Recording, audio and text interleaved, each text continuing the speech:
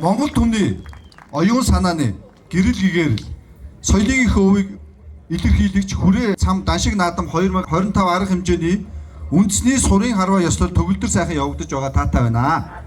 Монголын актуар богд өндөр гигэн зан оцрын үндэсний 380 жилийн ойг тохиолдуулан Монголын бурхан шашны сүм хийдүүд нийслэлийн засаг даргын хамгийн газартай хамтран нийслэл Улаанбаатар хотын иргэдүүдийг тэмдэглэн өнгөрүүлэх Монголын соёл, шашны зан үйл, өв уламжлалыг хадгалсан өвөрмөц онцлогтой наадмыг 2015 оноос хойш хийж эхлээд байгаа билээ. Түүх соёл, уламжлалын гүн гүнзгий утгыг агуулсан өнөөдрийн энэ хүү харваачдын наадамд нийт 861 эрхийн мэрэгэн харваачд оролцож байна.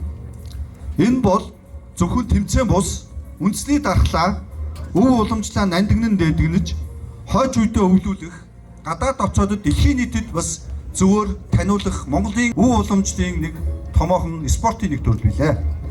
Ингээд харваач та бүхний оюун санаа тэнцвэртэй, олонсон сумн зэгцтэй байж, оноо өндөр, уухай цайлан сайхан наадаж, Монгол сурын алтан зурхаа өнө мөнхөд ивэж, Монгол түмний сүр хүч, сүлт хиймэр, өргөлж өөдөө бадарч байх болтгой хэмээн ерөөлийг өнөөдрийн арга хэмжээг нээж байгааг мэдэгдэе.